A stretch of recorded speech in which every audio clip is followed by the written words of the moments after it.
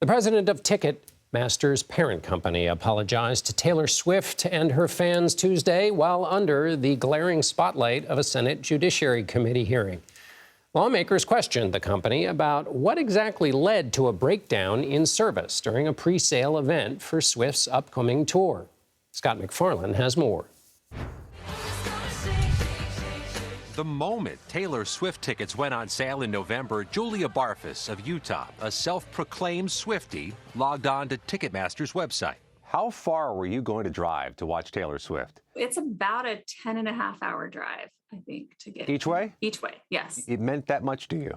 Yeah, absolutely. Instead, she says she spent 10 hours on the website, but walked away empty-handed. You go to grab tickets, it tells you someone else has already gotten them.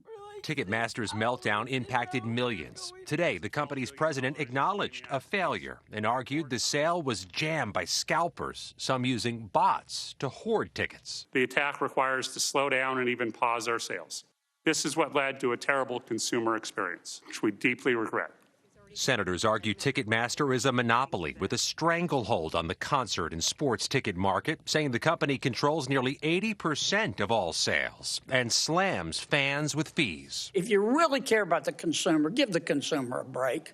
Musician Clyde Lawrence testified he only earns $6 from each $42 ticket sold for his shows. And to be clear, we have absolutely zero say or visibility in how much these fees will be. We find out the same way as everyone else by logging on to Ticketmaster. I will reintroduce legislation that would reform this industry by providing greater transparency, eliminating many of the exorbitant hidden fees. Scott joins me now. Senator Blumenthal said he wants to reform the industry. What's he talking about? Well, legislation likely, John, that would either require a more transparent listing of all those fees that seem to add up so quickly when you buy tickets.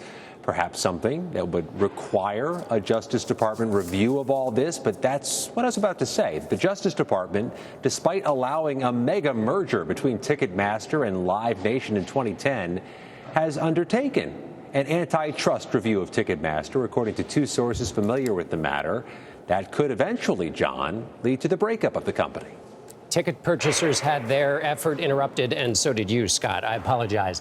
Let me ask you now about President Biden, who hosted Democratic leaders at the White House today. What was the conversation, and does it tell us anything about their game plan for going forward in a divided Congress?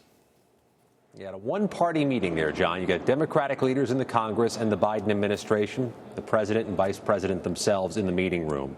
According to Senator Chuck Schumer of New York, there was a discussion about having unanimity and a unified voice in this imminent debt ceiling standoff. What Democrats have said is that they're going to make House Republicans put something on the floor in terms of a plan for spending cuts if they're going to insist upon spending cuts as part of any arrangement to raise the debt ceiling.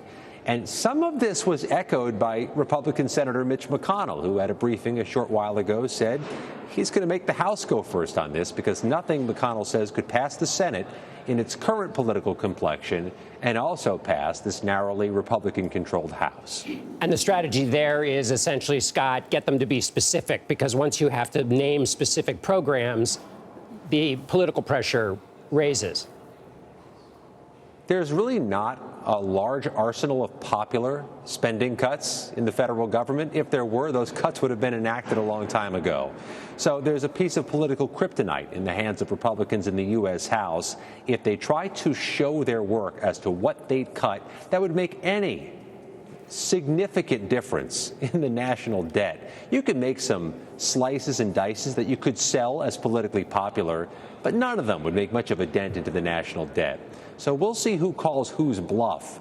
But all of this, either negotiating or standoff positioning, has the impact of being a risk to the U.S. economy and getting us closer to that ultimate D-Day in late spring where we'd breach the debt ceiling. Let me ask you about the Arizona Senate race in 2024. As we reported on Monday, Ruben Gallego has thrown his hat into the ring. What has been the response from the poobahs in the Democratic Party since Gallego will be running against Democrat turned independent Kyrsten Sinema? And we brought that question to the poobahs late today, including the Senate Majority Leader, who says it's too early to answer.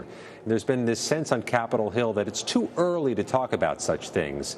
Let me tell you, Democratic leaders are very much thinking about such things right now. This is a peculiar race. If you have Kyrsten Sinema running as an independent, potentially, if you have a Democrat in the race, a Republican in the race, who knows where that goes? And this is one of those seats.